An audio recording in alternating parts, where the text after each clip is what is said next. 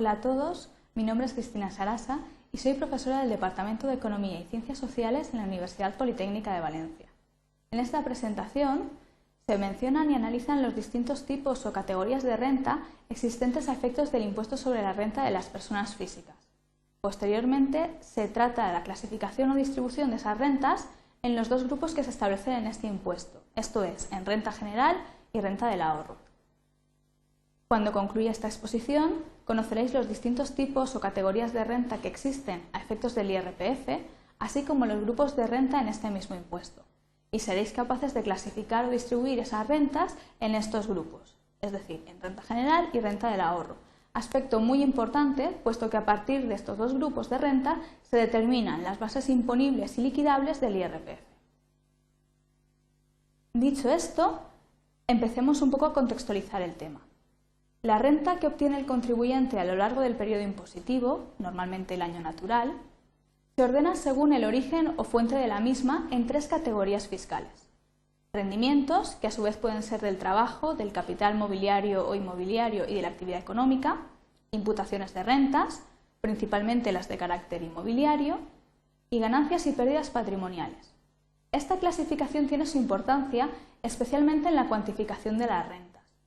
Esto es así porque cada una de estas tres categorías, y dentro de los rendimientos e imputaciones en cada una de sus subcategorías, tiene la normativa del IRPF unas reglas específicas para cuantificar su importe íntegro, neto y en su caso reducido, que irá a formar parte de la base imponible del impuesto. Por otra parte, la normativa del IRPF establece una distinción entre rentas estableciendo dos grandes grupos: renta general y renta del ahorro. Las categorías de rentas antes comentadas, rendimientos, imputaciones de renta y ganancias y pérdidas de patrimonio, se distribuyen entre cada uno de estos grupos. A partir de estos grupos de renta se determinan las bases imponibles y liquidables mediante el procedimiento legal conocido como integración y compensación de rentas. Dicho esto, ¿qué compone la renta general? Bueno, pues componen la renta general los rendimientos del trabajo. Aquí estamos hablando de sueldos, salarios, de pensiones de jubilación. También encontramos en la renta general rendimientos del capital inmobiliario, es decir, lo obtenido por arrendar inmuebles sin un carácter empresarial. Tenemos también rendimientos del capital mobiliario, que procedan principalmente de distintos tipos: del arrendamiento de bienes muebles, negocios o minas, del subarrendamiento, también los que procedan de los cánones o royalties por el uso o concesión de las propiedades industriales e intelectuales y los derivados de las prestaciones de asistencia técnica.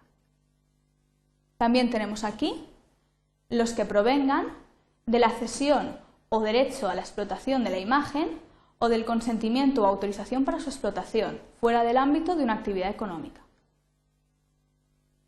Tenemos dentro de los rendimientos del capital mobiliario que van a la renta general también los rendimientos que provienen de la cesión a terceros de capitales propios correspondiente al exceso del importe de los capitales propios cedidos a una entidad vinculada respecto del resultado de multiplicar por 3 los fondos propios de la entidad, en la parte que corresponda a la participación del contribuyente.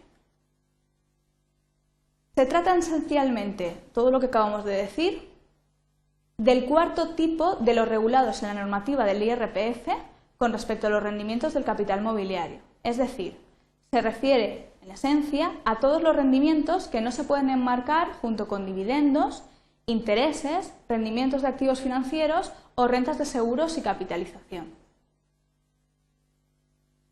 Bien, dicho esto, continuemos con los componentes de la renta general.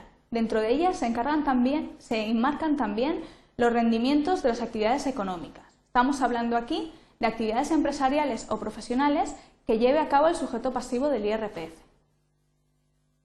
Además, tenemos en la renta general las imputaciones de rentas, principalmente las inmobiliarias, aunque hay que decir también que hay otros tipos.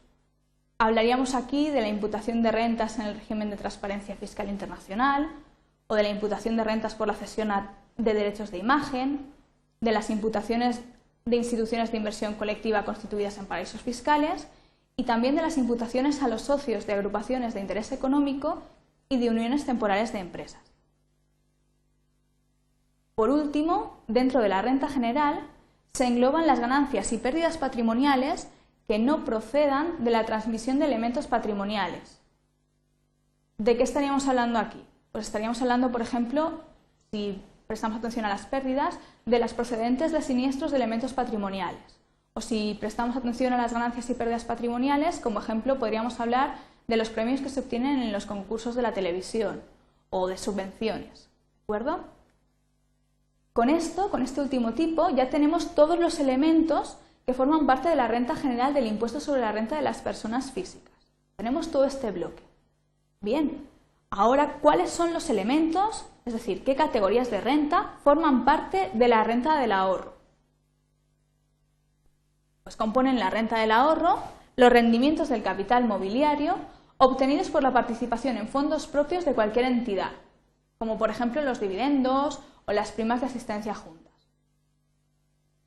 También encontramos dentro de la renta del ahorro los rendimientos del capital mobiliario por cesión a terceros de capitales propios, como los intereses, tanto en dinero como en especie, que pudieran proceder de una cuenta bancaria, o también los intereses generados por activos financieros, pensemos en letras del Tesoro, obligaciones y bonos del Estado, tanto si estos intereses se generan de manera implícita o de manera explícita. Todos estos casos suponen componentes de la renta del ahorro. No obstante, cabe decir que los rendimientos correspondientes al exceso del importe de los capitales propios cedidos a una entidad vinculada respecto del resultado de multiplicar por 3 los fondos propios de esta entidad en la parte correspondiente a la participación del contribuyente, estos no van a formar parte de la renta general, sino que formarán de la renta del ahorro, sino que formarán parte de la renta general, como ya se ha comentado anteriormente. Hecha esta aclaración, ¿qué más tenemos en la renta del ahorro? Bueno, pues encontramos aquí los rendimientos del capital mobiliario procedentes de operaciones de capitalización, de contratos de seguro de invalidez y de rentas derivadas de la imposición de capitales que tributen en el IRPF.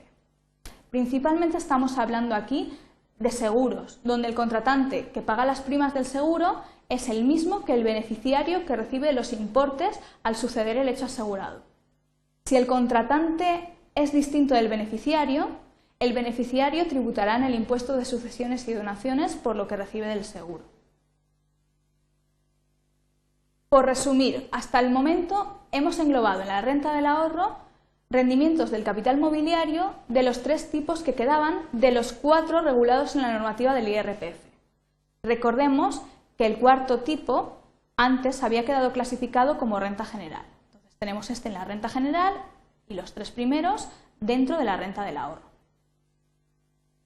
Continuemos.